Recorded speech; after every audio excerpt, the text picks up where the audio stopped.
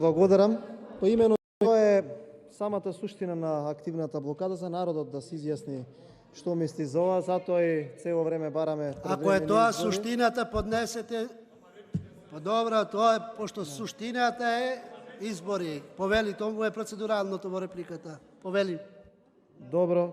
Врати му 3 минути. И тоа не е исклучено, ќе видиме понатака, најавивме повеќе чекори. Господине Зендели, суштински говор кој што е вака предизвикувачки за дискусија. Пред да се напомене дека покрај тоа што го кажавте, кое што е ноторен факт, постојат и неколку работи кои што треба да бидат нотирани, односно треба сите граѓани на Република Македонија да ги антиципираат.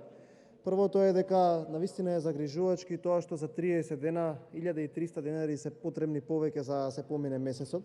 Пари од кои што граѓаните навистина не можат или не знаат од каде да ги најдат, а паралелно на тоа, ако се зголемуваат трошоците и за домаќинствата, се зголемуваат трошоците и за стопанството, а веќе 4 или 5 години би кажал стопанството се соочува со навистина големи кризи, од кои што во последниве неколку месеци кризи кои што се и загрозувачки за опстанокот и на целокупното стопанство во Република Македонија. Она што е особено важно е дека инфлацијата нема да падне, тоа го кажува гувернерот на Народната банка, но некако почнуваме се повеќе и повеќе да доцниме со оние мерки кои што се антиинфлаторни, односно како Народна банка, како Министерство за финансии или како влада не се превзема ништо за таа инфлација да се запре или да почне да паѓа.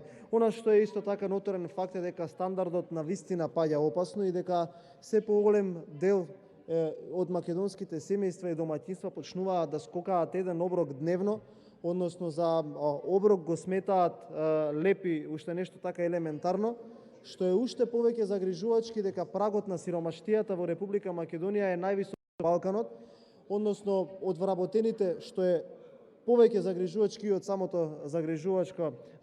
загрижувачки факт дека 21% од вработените кои што работат се изјасниле дека се сиромашни, односно 450.000 граѓани во Република Македонија се изјаснуваат дека живеат под прагот на сиромаштијата.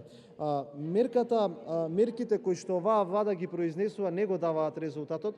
Една од тие мерки е за замрзнувањето на маржите производите, каде што видовме дека освен што се трговците оштетени, цените не престануваат да растат и на тој начин се предизвикува и самата инфлација. Треба да има замрзнување на цените на производите, не само на маржата, за да не дозволиме од другата страна и самите цени да растат. Тоа го прават силни европски држави, како што е Унгарија, како што се Белгија и така натака.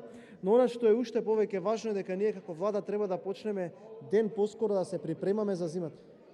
Извинете, но атмосферава никој не ги упоменува луѓето да престанат да зборуваат. Навистина. Ама и луѓето треба да ме слушаат. Ама што ако имам на него реплика, слушнете ги. Реплика имате на Федир Зендели, учтиво ве слуша, разговарај со него. Ама цело време зборувате некој тука ќе збори. Еме Федир Зендели тамо, со него реплицираш. Добро, уште 30 секунди имам да ги довршам веќе кога луѓето се стишија. Она што е многу важно е дека ние како влада треба да се припремеме за зимата за која што доаѓа, бидејќи цената по мегават час е навистина повисока. Фадил Зендели контрареплика. Никакви мерки за ова да се спречи. Во РЕК се уште нема ископување, јавовината не се ископува, а производството на околу 60%. Благодараме на вас.